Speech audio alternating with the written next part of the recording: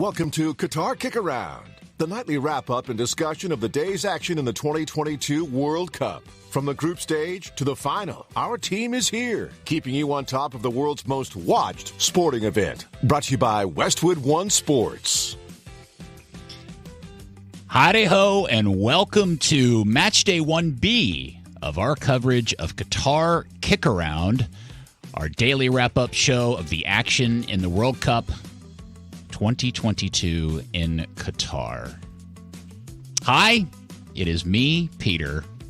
I'm stabilizing myself, and I'm tagging along with my good friends. First off, man of knowledge of all things World Cup and the world's most interesting man, Andy Dalton Swift. Peter, you doing okay? I'm okay. I'm okay.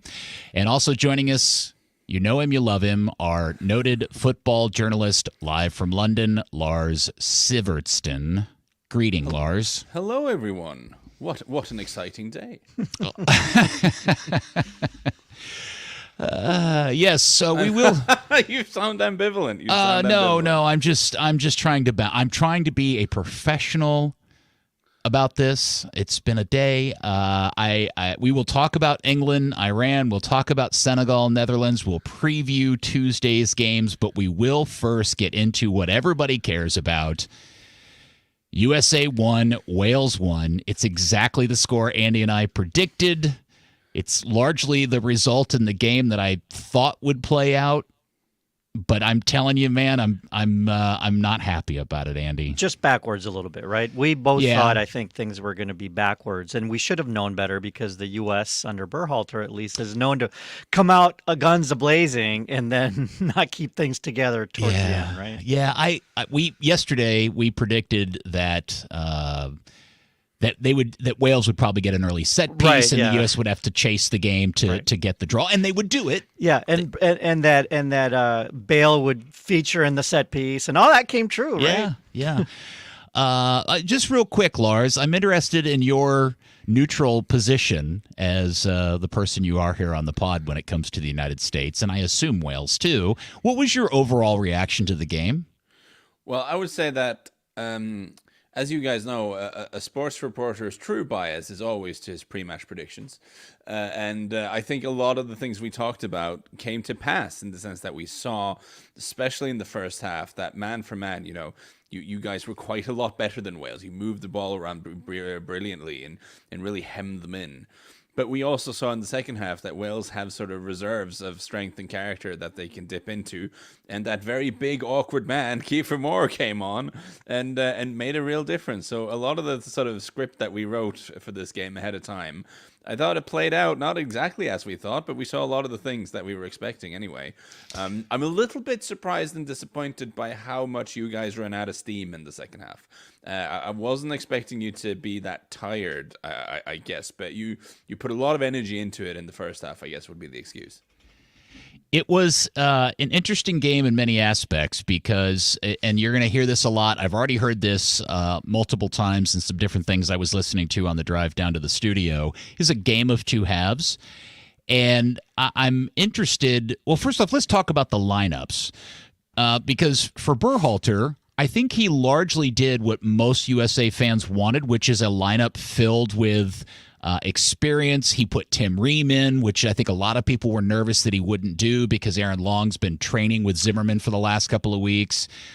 He didn't start Jesus Ferreira. He started Josh Sargent, and he got MMA in the midfield. And he, by and large, and he even started Serginho Dest, which I think some people were surprised by. So I think Berhalter did the right thing in terms of the lineup. Well, he did the right thing starting the line. I mean, just from the way they played the first half, that was a first half that it's been a while since we've seen the U.S. play such a good half.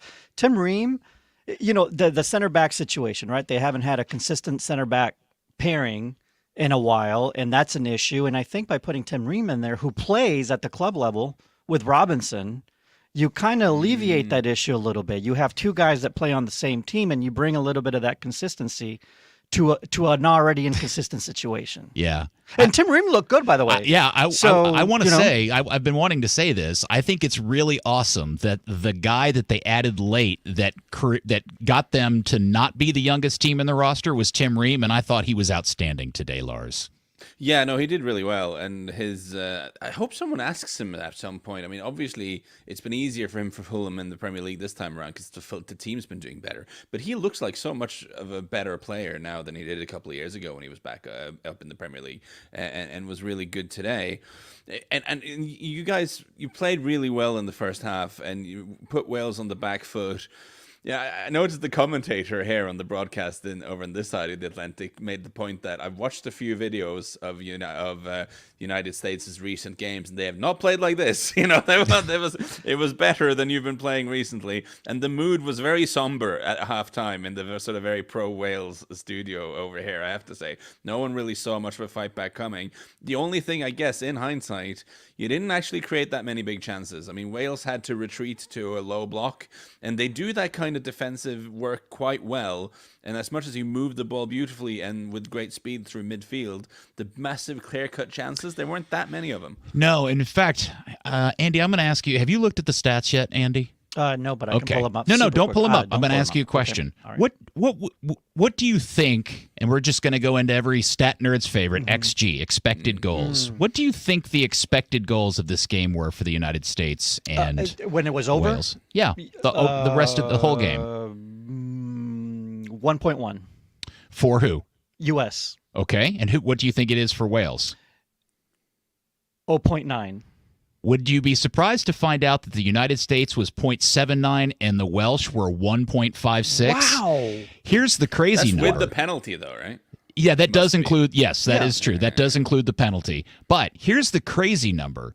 The first half XG for Wales was 0.17. It was awful, right? And the United States was 0.66. And then everything flips in the second. Again, to Lars's point, there is the penalty involved in there. So, yeah, but I think to Lars's point, too, the U.S., I mean, they were so clearly the better team in the first half, and yet they were only a 0.66 in the XG, right? Yeah. All right, so Lars, what did you think about Mr. Page's starting 11? Were you surprised by his lineup? Not surprised. I mean, me being a bit of a Kiefer Moore stan, I was sad to see him on the bench, but I think we all accepted the logic of trying the pace of Dan James. I mean, we were speaking about it again last night, about the space that might be exploitable behind Serginho Dest, for instance. But of course, the way it worked out, the US were so good at pressing and keeping Wales from getting any kind of passing game going that there were no opportunities to exploit the pace. And this is what Robert Page said before the game. The way he spoke about it, it was almost like a straight shot between Dan James and Kiefer Moore, whether he went for pace or size in that position. And he explained after the game that it was nothing against Dan James. It was just the way it panned out tactically. They had no opportunities to spring him into space with that speed that he has. And so basically almost word for word what we were saying last night. If you can't beat the press, go over it. Get big Kiefer Moore in, and that really changed the whole dynamic of the game, I thought. All right, so this is what is bothering me about this performance from the US. It was dictated by Wales.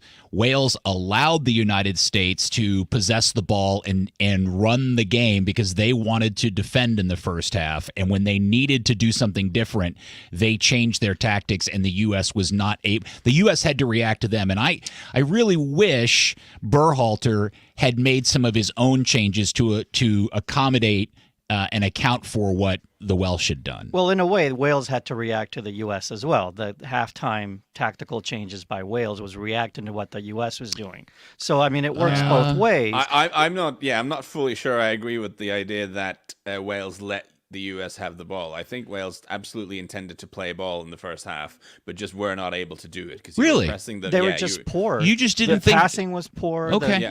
They were put on... Yeah, the pressure that was, like Lars said, the press was... But my question is, didn't Wales know the U.S. was going to start the game like that? And why not start with the thought that, okay, we're going to have to play it over the top? Like we were thinking, when we were previewing the game, we thought Wales was going to come out with that approach. Yeah, no, well, I'm a little bit surprised, but I mean, I suppose the coach has a lot of faith in his players. He said, we have good footballers. We want to play football, and we want to try to use the speed on the break, and it just wasn't happening for them because they were completely hemmed in.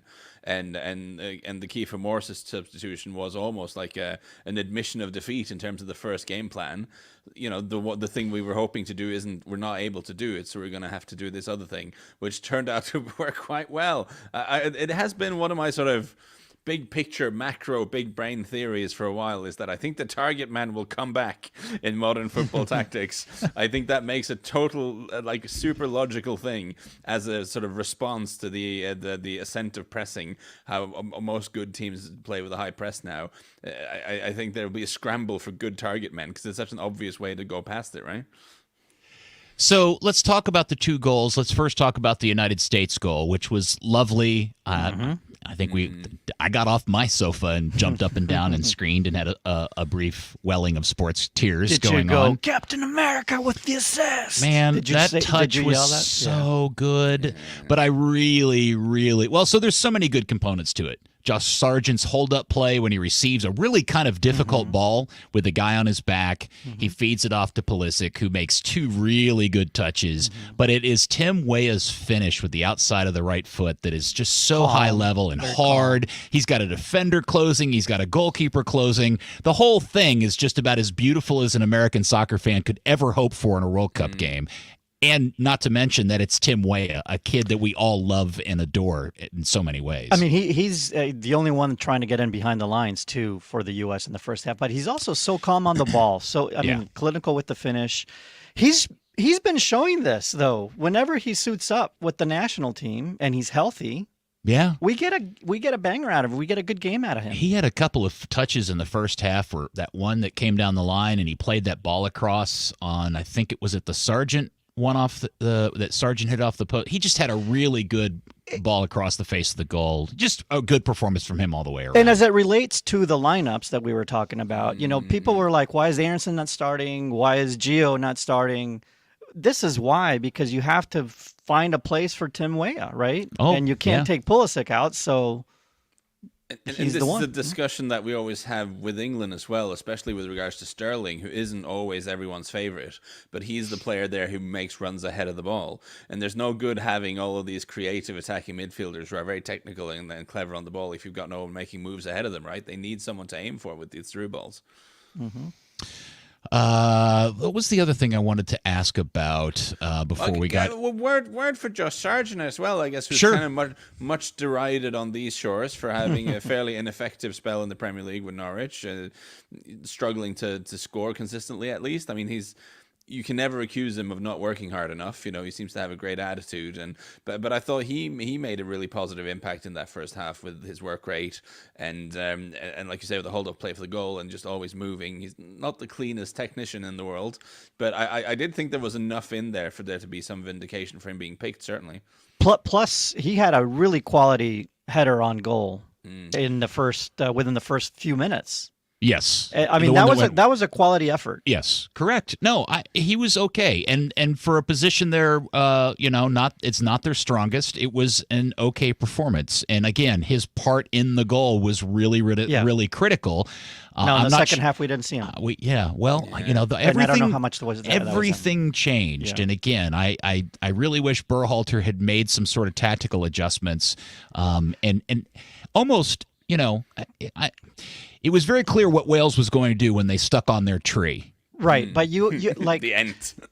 I was frustrated that the subs didn't come a little earlier because they were fatigued legs. Yeah. But the tactical adjustment when the Welsh Holland came on at halftime, that's what we can call Kiefer Moore. I think. I mean, he's so big and imposing.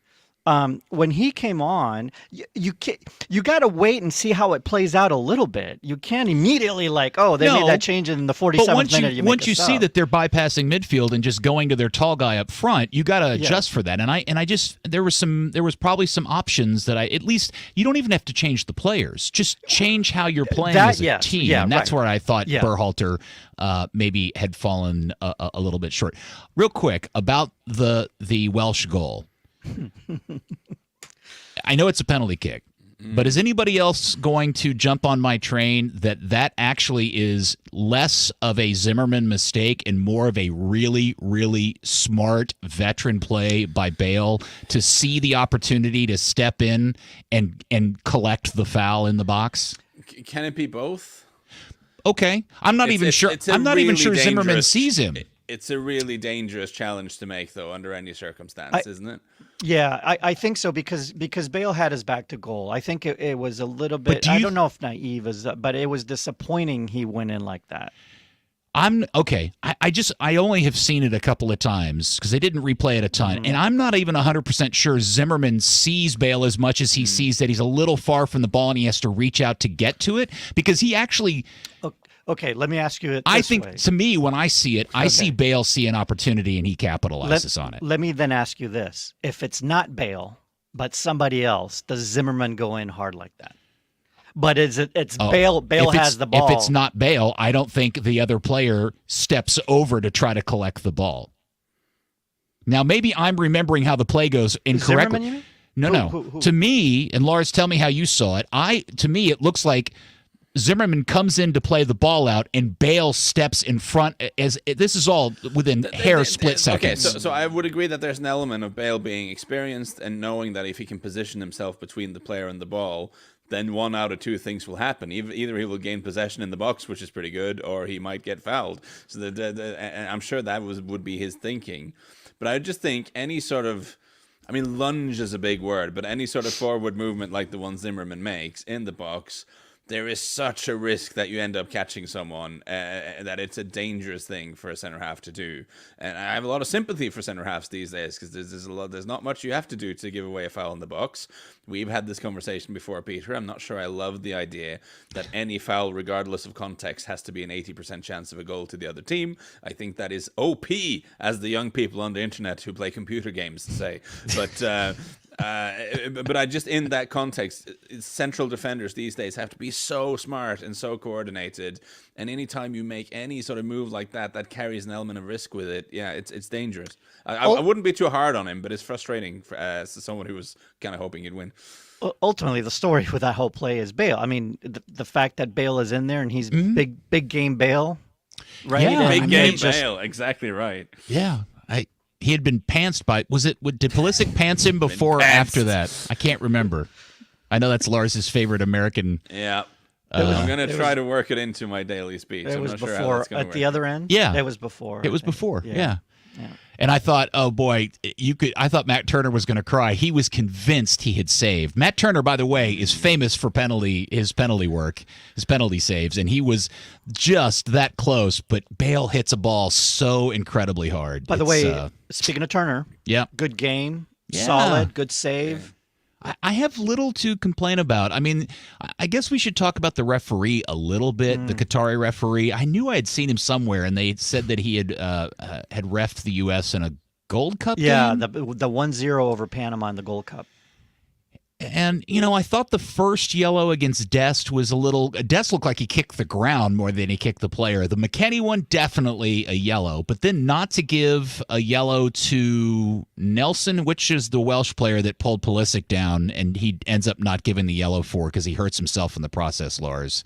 Yeah, that was a bit weird. I forget who it was. Yeah, that should have been a yellow. The Dest one was just a strange challenge because he went in much stronger than he needed to in the situation. I just thought that whole thing was a bit weird.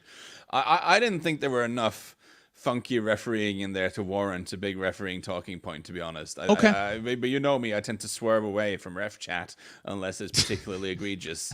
And there were a couple of things you can pick out. But you know what? That's going to be the case every single game. So I don't think there's anything catastrophically bad. I mean, you could say, I mean, I know this isn't in the laws of the game, but you could be kind of flippant and say that, Gareth Bale lining up a shot in an open goal from the halfway line might actually be an obvious goal-scoring opportunity. A back pocketer, yeah. And I wanted to bring that up. Yeah. The Kellen Acosta foul, Turner out of his goal. That was going in. He had that right. No referee in the world is going to give that as denying an obvious goal. No, of course not. But he probably would have scored it, right? Yeah. Well, I enjoyed the fact that it was Kellen that committed the foul and got the yellow on the heels of his comments about how they needed to kick Gareth Bale in the days leading up to the tournament. I thought that was pretty great. All right, let's also talk about the hot topic of the moment, which is after satisfying the American sports soccer Twitter sphere by his starting 11. Now he angered them at the end by not subbing in Giovanni Reyna, instead putting in MLS great Jordan Morris. And I'm interested. First off, does anybody know if Gio's hurt? Because I must have got 1,000 texts from friends asking if he's hurt. And the answer is I don't know. Everybody's wondering, especially because he didn't warm up. So is he getting saved for England? Here's my theory. I think in that game, because of the way the game was going, I think he subs in Jordan because Jordan's going to do a defensive job that Gio's not going to do. So he's got to as much make sure that they don't lose the 1-1 as the Yeah, I mean, look, we all know that they really needed and probably should have won the game for their best path, but what would have been worse is giving up that second goal, and it's not like they didn't have their chances to do that, Lars. He was picking up some good minutes earlier in the month for Dortmund, so he should be fit, but obviously this is something that... Well, you don't know if in training he got a knock. Yeah, exactly. Greg will know much better than any of us, but I do follow the logic of having the hard-working sort of lung power of Jordan Morris in that particular situation. There's a certain logic to that, for sure. So Berhalter was asked about it in the press conference. This is what he said. In the phase of the game we were at, we went with Jordan, who felt could give us speed and power. Yeah, that makes sense. It does. Yeah. Does that mean he'll work harder than Gio will? Berhalter added that they did a last-minute check on Reyna and think he'll play in this tournament. So he's not 100%. Okay. That tells you a lot. Yeah. If he didn't warm up, I think that was a big indicator. Okay. Yeah, it was a weirdly tense game for a crowd that was so populated with Welsh and American fans. There was such weird stretches of the game where it was so quiet. By the way, Wales won the anthem battle. It was for the Welsh. Yeah, they always win the anthem battle. Yeah, but it's first World Cup in all this time.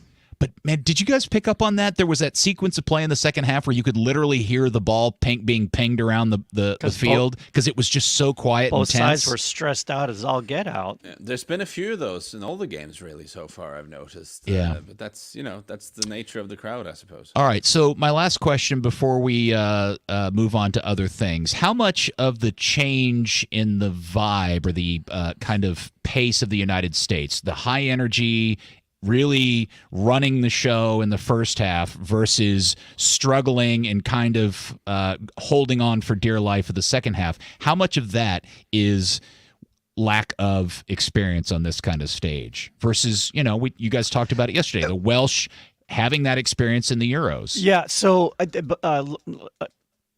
I think the U.S. came out, both teams did, with a lot of early energy, and maybe the U.S. was able to better funnel that energy in the first half. But, sometimes you can wear yourself out by being a little too hyped up. And I think this is what you're asking, right, Peter? Did Wales know how to control that emotion a little bit better? And was that part of the reason why the U.S. was fatigued earlier than they should have been in the second half? I don't know. I mean, this could be me just being a little bit joyless, but my answer to the question would be close to nothing. I felt that what really changed the game was two factors. Was Wales finding an outlet in Kiefer Moore and he being very, very effective at winning challenges and making the ball stick, so they were able to move the team further up. And secondly, the US just kind of running out of gas a little bit.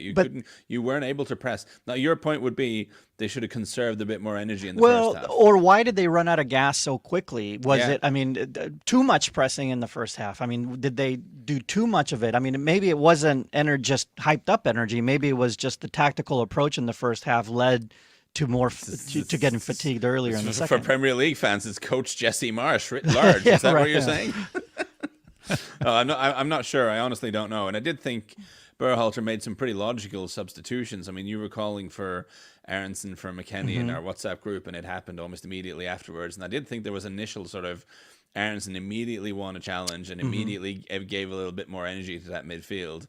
but then it just didn't really kick on the It way didn't we were sustain, hoping. right? No. There was a sort of slackness to it in the last half hour. My instinct would be that that's more physical than mental, but I've Yeah. never been in a situation like that. So what am I doing? Yeah. U.S. won, Wales won, as predicted by Andy and I. Lars, sorry you got it I wrong. had too much faith I'm in you guys. so disappointed that you got that incorrect. And we should point out how this shakes the group. I mean, we'll talk about England and Iran, which has an effect obviously on the group. But now U.S. has to go play England on Friday, which looked pretty good today. Yeah, that was it. That's at 1 p.m. Friday. Yeah. And the other game that is now just all the more important is the Welsh and the Iranians, which is the 4 a.m. early game on Friday. Yeah. That game is going to be so critical to the U.S. path. But we talked about this and predicted it. It is now almost certain that the U.S. is going to come down to needing a win against Iran next Tuesday. And I'm telling you, we're going to talk about this in a second. The Iranians are going to give the United States and the Welsh, for that matter, a whole bunch of fits. Yeah. And we'll talk about that. So there you go. There is the USA.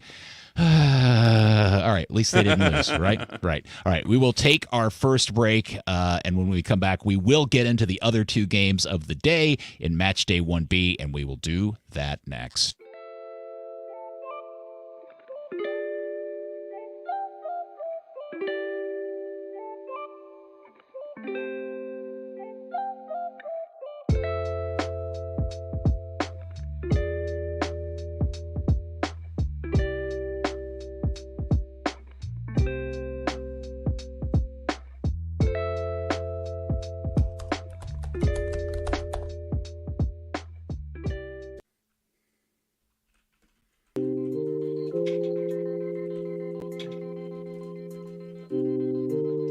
Did you already change it?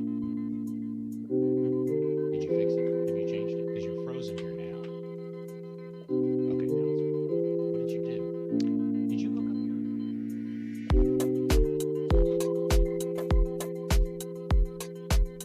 Turn your Wi-Fi on. Well, first off,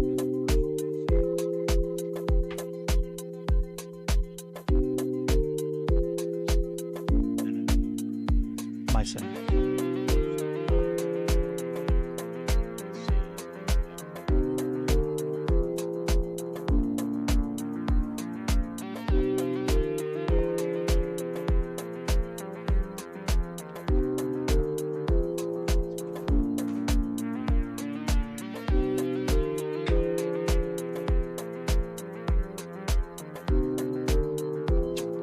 It's working now. Yeah.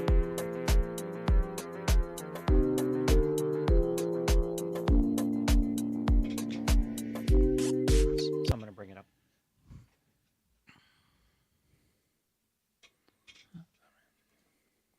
Okay, welcome back to Qatar KickAround, our daily wrap-up show of the action in the World Cup all the way over in the Middle East. Sorry, we're dealing with a technical issue. I think we've overcome it. Lars, are you still with us? We haven't bored you to death, Oh, have yes. we? Okay. No, absolutely. I enjoyed that bit. That was a fun game. It was fun to talk about. It was. Now, we didn't have, thank God, we didn't have to kick off on day one with a 4 a.m. game, but we did have to get up early to watch England and Iran.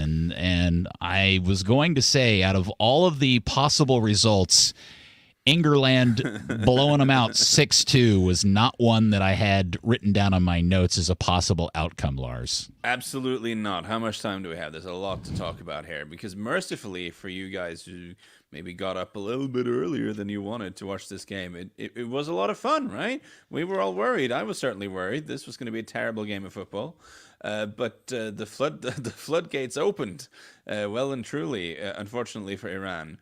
And it ended up being quite fun in its own way, I thought.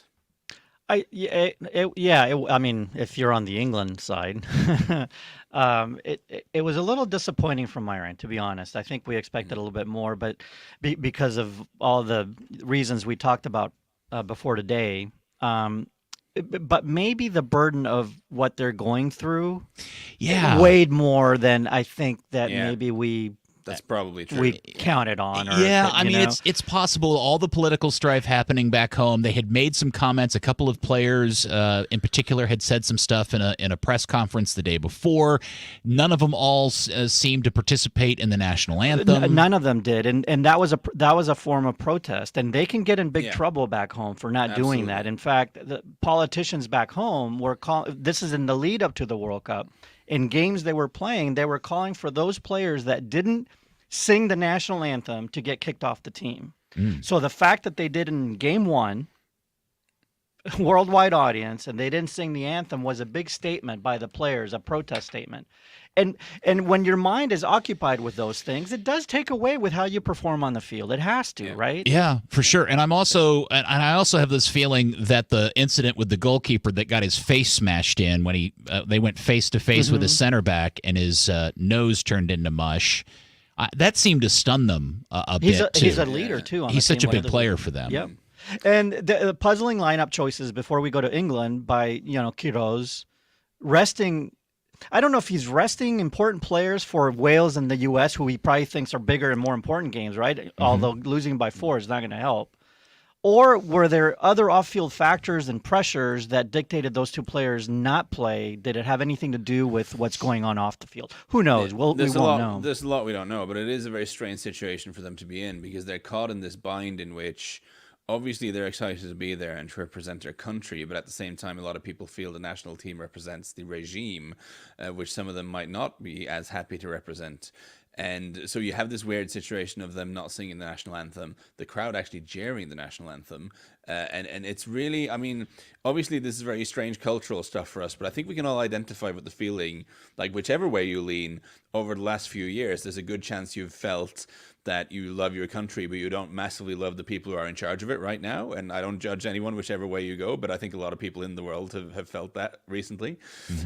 So that's a very strange place to be mentally, and knowing that that there could be consequences for all this stuff. And that's before we even begin to deal with the fact that you have to play England in football, and you're a team who over the last few years have struggled to do basic things like have training camps and play friendlies because of all the political stuff. So it's a challenging place. I was still expecting a little bit more resistance from them, but what I would say is that it was clear.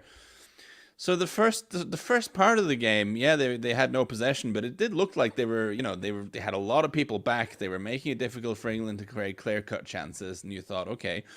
But once England scored that first goal, which was very beautifully worked, I mean, fantastic goal by Bellingham in the end, and then they get 2-0 off a set piece almost immediately afterwards, and then you think, well, it's going to be difficult for them. But they did disintegrate much worse than I expected, and it's not something you expect from Iran, and it's not something you expect from a Carlos Queiroz team in general. Well, first off, Lars, congratulations on being right about Gareth going to a back 4 instead of a back 3. Yes, called it. Kudos to you, and putting Mason Mount in midfield. So very and preferring Saka over Foden. I think I suggested that might be because he made a really Gareth. I'm not on first name terms with him. This is Southgate. What am I talking about? Are you going to WhatsApp him here later? Yeah. Well done, Gaz. He puts a lot of stock into what people have done for him before. Of course, he watches club football, but he is very loyal to the players who have played well for him before. And I think something like Saka coming in the last friendly against Germany, or the last game against Germany before the tournament, and really changing the nature of that game, I think that weighs quite heavily in his decision-making, maybe more so than what they've been doing for the club sides in the meantime. And of course, Bukayo Saka proved himself very worthy of his spot in the team. All right, here's what I want to know, because I'm convinced after watching this game, this is less about Iran being terrible and more about the English actually finally performing up to their capabilities and level that we've all been waiting a generation to see them do. I think it's a little of both, but... Well, okay, but then let me ask you this. Do you think Iran is going to perform this poorly against Wales on Friday or the U.S. on Tuesday? No, I think Iran's going to raise their game. I think they're going to get more head on straight as they go forward. And today was unless something falls out from what happened. Yeah, exactly. Unless there's some sort of political fallout. Today, a lot of it was England, and to me, this is a good English side. We talked about it in the previews. I picked them to go really far. I'm really high on this team, but more than anything today, and the credit to Southgate, I think, and part of it is going to the back four, but more than that, the kind of the formation. I don't know if it was a 4-2-3-1 or 4-1-4-1 or 4-3, whatever it was, because it kind of they just looked comfortable. The players looked comfortable in the positions they were playing. They looked, you know what it looked like? They looked like they were having fun out there. Yeah, exactly right. Right. I was going to flag up that out of all the talking points for that game, and there are many possible ones, I loved how relaxed they look. Even before the first goal went in. I mean, it's easy to be relaxed when you're beating Iran 6-2, but even before the first goal went in, they didn't look like they were freaking out when they missed the chance. The shoulders were not high. They weren't tense. They weren't missing easy technical stuff. They look good. And there's a point made by Gary Neville on the broadcast over here afterwards, is that we actually have players for England now who actually perform better for England than they do for their club teams. And it's always been the other way around. And that's kind of an interesting dynamic, I think. So this will have been, in terms of absolute quality of the team, I'm not sure how much you can read into this, because I think it was a collapse from Iran, and it was easy for them in a sense after a while. But I do think the fact that they look so chilled out and happy and comfortable and confident, I think is a pretty big thing for England. I thought Trippier was fantastic. I know most English fans were freaking out that Reece James was not available for the tournament. I think Trippier, there was a ball that somebody played long distance to him, and he trapped it like somebody had just handed it to him with one touch. It was such a and there was a really good camera angle that captured that moment. Both wing backs were good. But your boy, if we're going to talk Luke about Shaw? Or who? Luke Shaw. Luke Shaw was good. No, Maguire actually was having a good game until he came out. It is weird. And Lars, to your point about how this generation of English players actually play better for, play really well for their national team, I think that's Southgate. I think that's a credit to the work that he's done. Mm-hmm. I know he drives people nuts because people think that he doesn't unleash them enough. Yeah. But I think he has built and instilled a level of confidence and some sort of weird shield that has taken them away from being so focused on the media and the fan base that is so clearly obvious when you watch this team versus a World Cup team from 8 years ago or 12 years ago or 20 years ago. And you do watch this performance and you go, you know what? This team maybe could go further than we think than they will. But there was just something about, like, for instance, the way Marcus Rashford just kind of cuts inside and skips past the defender and scores. Where has that been? Exactly. Like, he doesn't do that for Man United. No. And it's not just because Premier League fullbacks are a little bit more savvy than the Iranian gentleman was. It's just the casualness with which he takes that touch and the finish. He looks more comfortable. And I think we almost don't talk about it in England anymore. It's not a talking point because it feels like that's what we spoke about in 2018 when we came from the disaster of Euro 2016 and we went to Russia.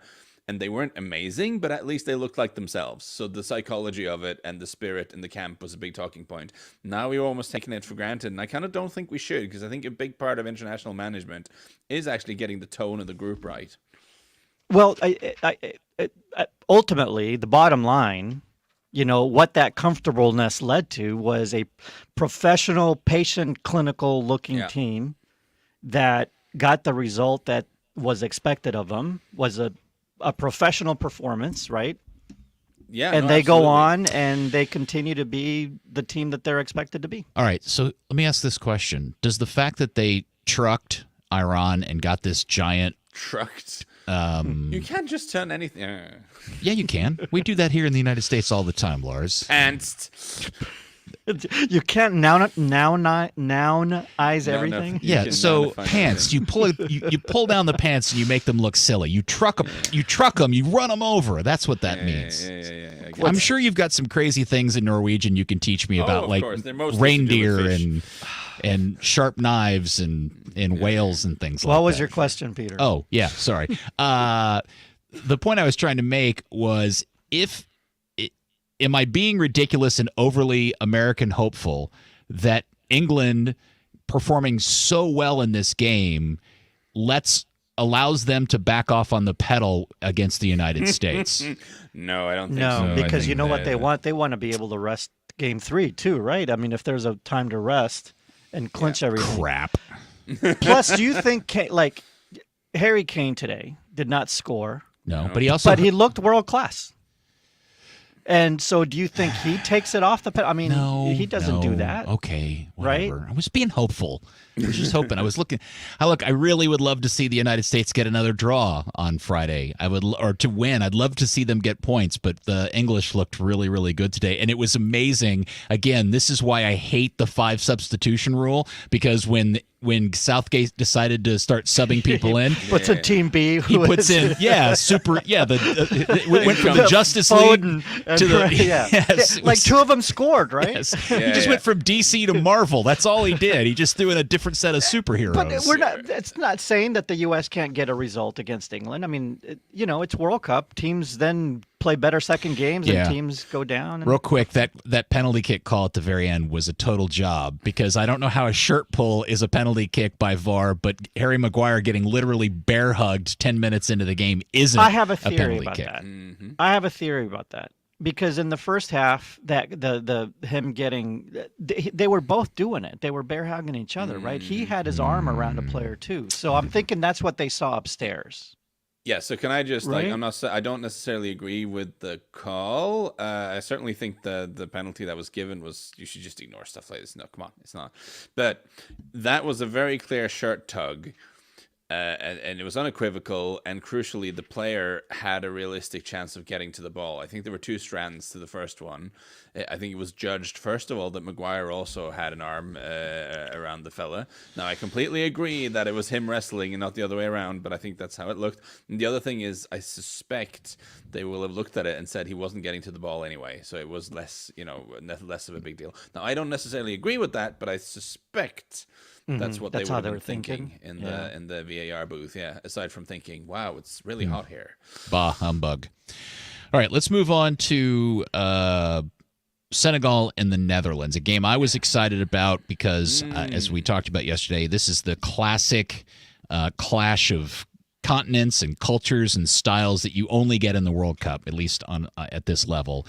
And it turned, this was a very, very interesting game. I just want to start off by telling everybody how much I loathe and hate the weird color Nike has turned the Netherlands kits into. It's not orange. It's creamsicle colored. It's not the right color for the Dutch. I hate it. There's kit talk for the podcast. So there you go. I just wanted to throw that out there. Lars, my thing that anybody really will care about was a question I asked you guys, which was for a very long stretch of this game, because Memphis Depay did not start for the Dutch. Louis van Gaal has them playing this 3-4-1-2, and it's it looks like a very complicated tactical approach. And my question to you guys is it just me, or is it possible that that's even too complicated of a structure and system even for the Dutch to play? It's possible, but I would also give Senegal some credit here, right? Because I looked at these lineups and thought, that's a bit goofy from Netherlands, because they had basically no ball winners in midfield. Like Frenkie de Jong and Berghuis, who are both kind of attacking midfielders in that area, and Gakpo in front of them. Like, this is kind of strange. Whereas Senegal was the opposite. Like Kouyaté, Idrissa Gana Gueye, and Nampalys Mendy all are primarily destructive central midfielders. So, and I thought they did a really good job stopping the Netherlands from getting their passing game going, It was a strange one, because when you saw the lineups, you think, okay, the Dutch are going to try to control possession, trying to make chances, and Senegal should have possibilities of hitting them on the break. And in the first half, they were both like not good enough at the things they were trying to do. Like the Dutch weren't moving the ball quickly enough. They were creating some chances, but not massive ones. Whereas Senegal, I got frustrated because they had a few turnovers when you thought, whoa, there's some space here. Guys, come on, off we go, run, big fast counterattack right now. But there wasn't the necessary accuracy or really sometimes sort of wholeheartedness of the execution of the counterattacks. So it was a little bit of a frustrating game for a very long time, I thought. It was interesting and weird. It was an interesting, but a kind of a weird game, and maybe that was a result of the lineups that were chosen. But to answer your question, Peter, I don't think it was as much as the players being confused by. This is the Netherlands. Not confused. Yeah. I just mean that it's a It's a very. But this is that's this. It's Dutch, not like going out and playing a 4-4-2. That's Dutch football. They invented that. But I think Lars is right. I think give Senegal some credit. Okay. ultimately, neither team was very clinical. It's like the polar opposite of what England was. Neither team could finish. Well, both had chances. Well, it was kind of a weird battle of two teams that are both struggling to figure out who's going to score goals for them, right? It was I almost do like agree with own that. goal. Yeah. Yeah. And I would also say that when they finally scored a goal, it was a very nicely worked sequence that had been missing for Holland the rest of the game. But it looked like Senegal ultimately got fatigued, and that allowed the Dutch to break the game open. And by the way, we both said 2-0 too. So fist pump. Look at us. Yeah. We're so smart. What did you say, Lars? What was your prediction? I forget, but Andy, your job here is to start writing this stuff. Probably, yeah. Okay. I think I thought the Senegalese would. I and also actually, it's worth mentioning when they finally did get a goal. I mean, that's mistake is maybe taking it too far, but it's not great by Mendy on the first goal. Like if you're gonna come out there, you gotta get the ball, man. It's not a great maneuver by Edouard Mendy. And for the second one, that rebound is not good at all. So Edouard Mendy, unfortunately, not a great day at the office today for Senegal. Is that going to come back to haunt Senegal, that second goal, very, very, very, very late in the game? I think they will rue giving up that late goal as much as Ecuador might rue not scoring a third one. I think it's kind of the same thing. Had Senegal kept it 1-0, Ecuador would have been like, Related note, back to the U.S. game. With anybody else frustrated in the last minutes of injury time of the first half when the U.S. seemingly just allowed themselves to run out the clock instead of at least trying to boot the ball forward and do something? Passing it horizontally. I was like, you guys really could use another goal here, and you've kind of got them on their heels. This would be a really make hay while the sun shines. Yes, you will really cause a problem for them if they give up a second goal just before halftime. And I was frustrated by their willingness to not even attempt that. That was frustrating. On the Dutch, briefly, I did think they last sort of maybe Senegal were tiring a little bit. I mean, Kouyaté had to come out midway through the second half. But I did think taking Berghuis out and bringing on Koopmeiners made a little bit more sense because Koopmeiners is more defensive. It frees up Frenkie de Jong a little bit. Because there were a lot of situations earlier on in the game where suddenly Frenkie de Jong was collecting the ball from the center halves, like all the way back in the field and trying to start something. I mean, and the goal actually comes from him getting further up the field and putting in a very good ball for Gakpo. I know De Jong likes to drop deep and likes to be involved all the way through, but I do think it could be a good thing for Holland if you get him slightly more focus his attentions further up the field. Whereas for Senegal, man, like this is so frustrating because this team is one Sadio Mane away from being quite good, which is kind of what we talked about. Because they did so many things right here. I did think in terms of stopping the Dutch, in terms of working a few turnovers, but they just lacked a little bit of sharpness and accuracy when they did attack. And that was a frustrating thing to watch. All right, Senegal has Qatar up next, and the Dutch obviously play Ecuador in their next game. So those are interesting situations. The other thing I wanted to talk about real quickly, 24 minutes of added time in the game today. Yeah, the first one, right? The first game England. in the England-Iran game. Yeah. And the amount of added time we've seen in all of these games has been a bit weird and alarming. Well, but Kalina had a press conference. Kalina, the head of refereeing, had a press conference prior to the tournament for media where they basically said that they were going to do this. They were going to account for all wasted time to have as much a time for actually playing the game as possible. So, right, Lars? I mean, absolutely. They said that we shouldn't be surprised to see big numbers. Maybe that big a number was a little bit. Well, that one was complicated by a guy getting his face mashed in. Yeah, and it was right. out. That one was because of that. But still, we're seeing. But also 9 in the in the US but we were game. warned about it. So and I'm in two minds. I want to throw it to you guys. I know we're trying to keep an eye on the clock, but I saw two comments that my initial thought was, I like it because I always feel that the stoppage time added doesn't correspond with the amount of game minutes that gets taken out for subs and injuries and people cramping up and all this sort of stuff. But at NIN, I saw someone make a point that, we're already working these players to the bone. and making them play an extra 10 minutes after each game is maybe not the best thing for their bodies, and is probably not conducive to great football. And I find myself halfway between those arguments, and I can't really square the circle.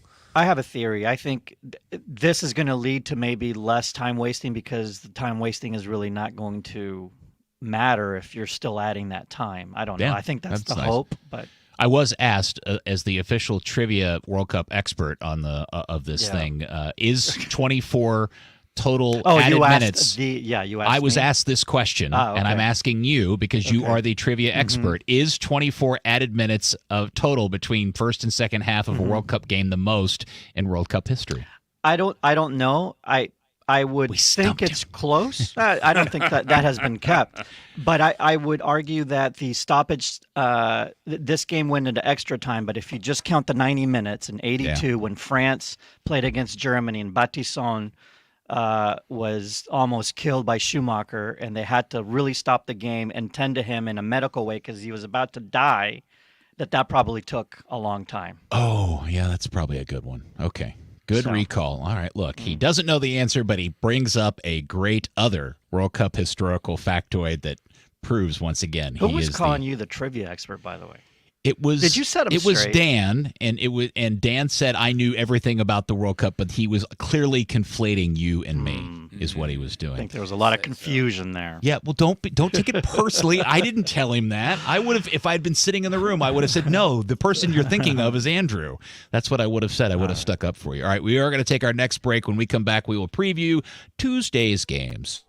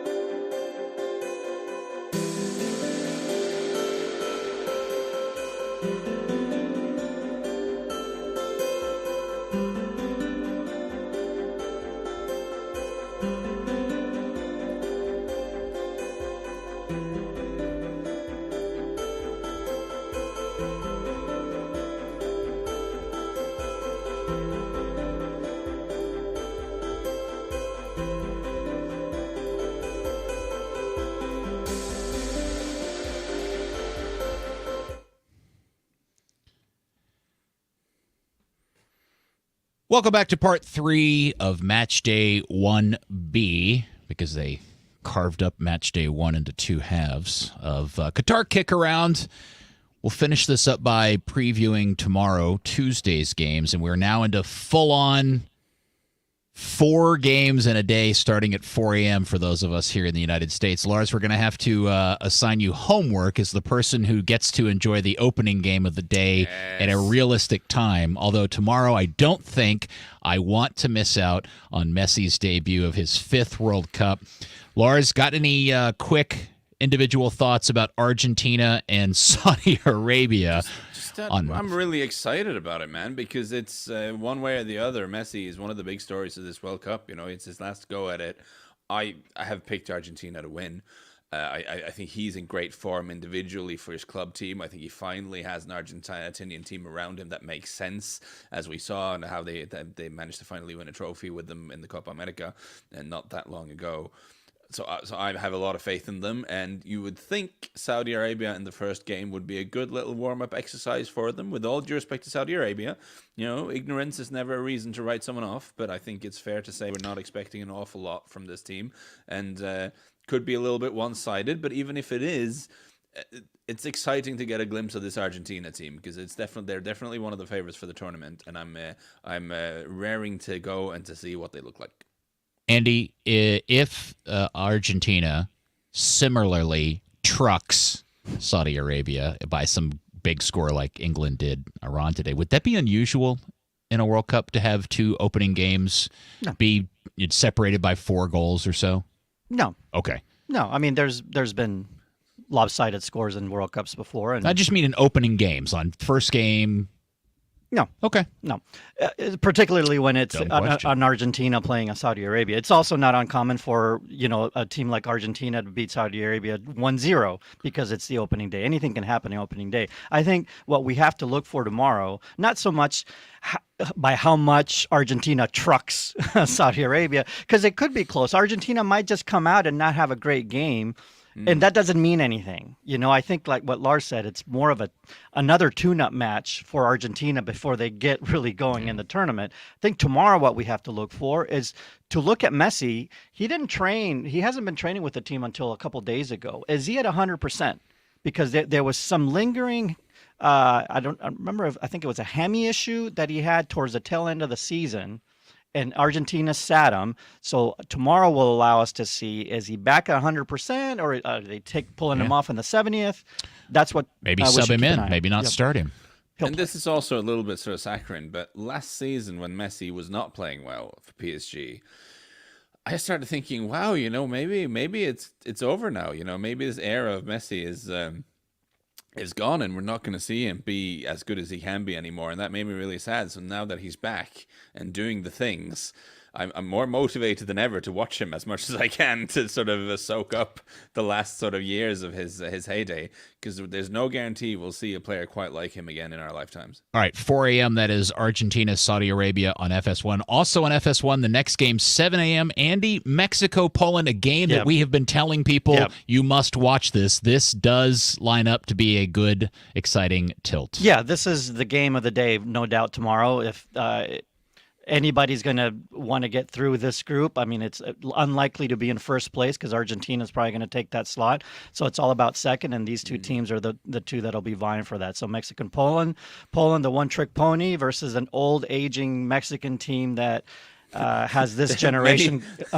They have a number of ponies, but they're all old. Yeah, exactly. So, they're vying to get through an 8th straight group stage and into the 5th game for the first time in a long, long time for them. So we'll see if they can. All right, you got a prediction for that game? Poland have a big, strong horse. Yeah, I picked Mexico to finish second in the group. I think, how about let's go 2-1 Poland. All right. I mean, no, 2-1 Mexico. 2-1 Mexico. Yeah. Okay. At 10 a.m. on Fox is Denmark and Tunisia. Lars, I have the Danes making it all the way to the final, and I think this is where they I wonder if this is one of those tournaments where they are a really good team that just kind of starts a little slowly, doesn't blow anybody out, just kind of feeling their way through the tournament, and that may be what we see tomorrow against Tunisia. Yes, I'm expecting Tunisia to try to make this an attritional game, as we say, which is a polite way of saying pretty bad.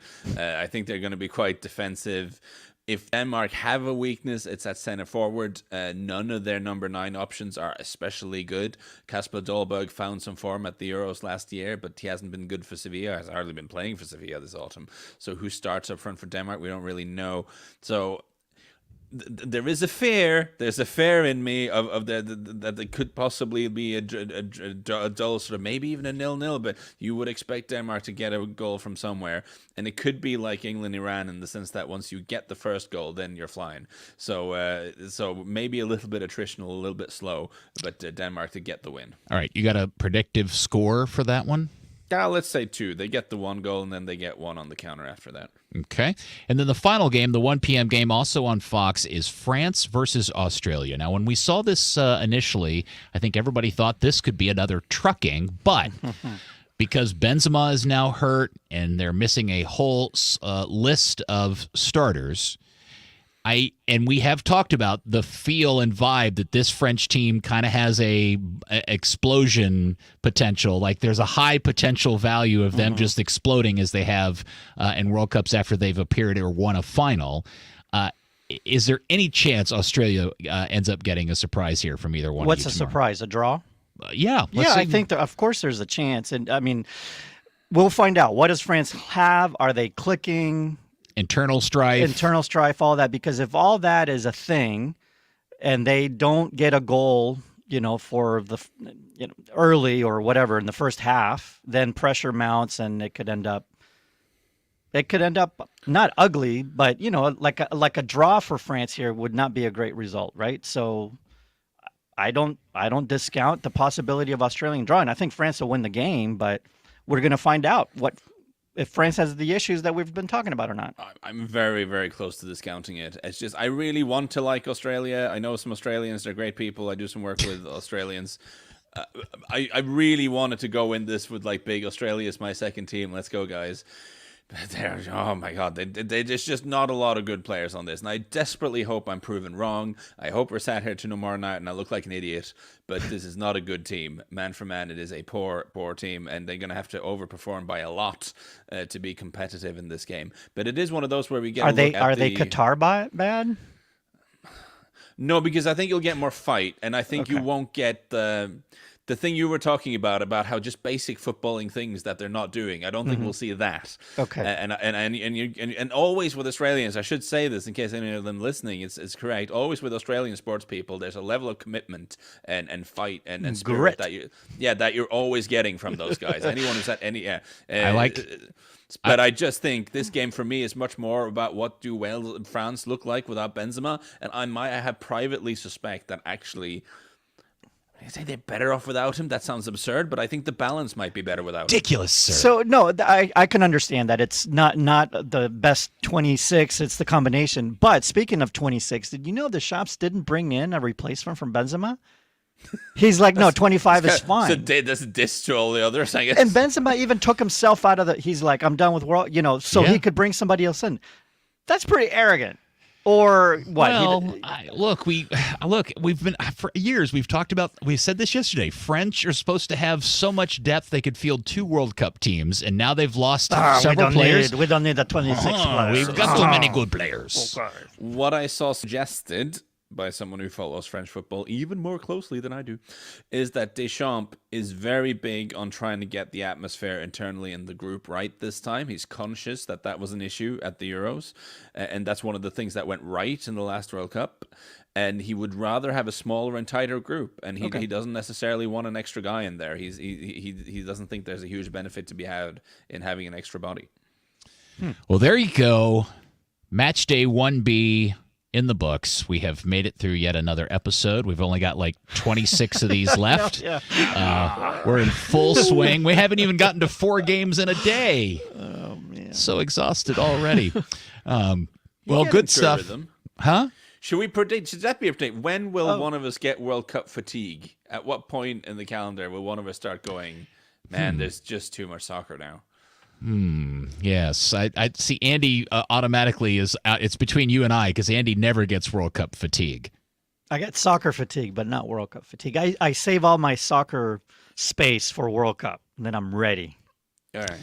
I'm going to guess you by match day 12. Yeah, because you're also writing on the side, right? Yeah. So I think look at you. You're on day 1B, and you're already wearing a hoodie. Haunted. Yeah, you look like the Unabomber. The round of 16. Weirdly, because it's after those days of trying to watch many games at the same time, because I go into it aiming to watch every single game, and then you get to the last match days of the group stage when they go at the same time, and you can't watch them both. Yeah. Well, you double screen it, right? But then that kind of fries your brain a little bit. So after a couple of days of double screening, your brain starts to turn into mush, and then actually you run out of gas a little bit before the last 16, which is dumb because that's when we start sending people home, right? So I gotta think about this, how to phase myself properly.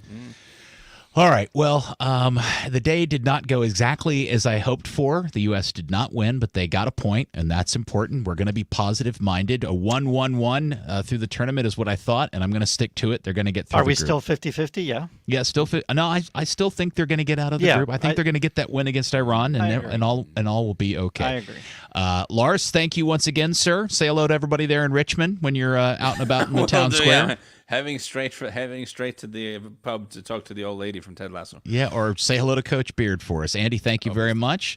Thank you, everybody who watched the live stream, and those of you who are downloading and listening to the podcast. We love and adore you.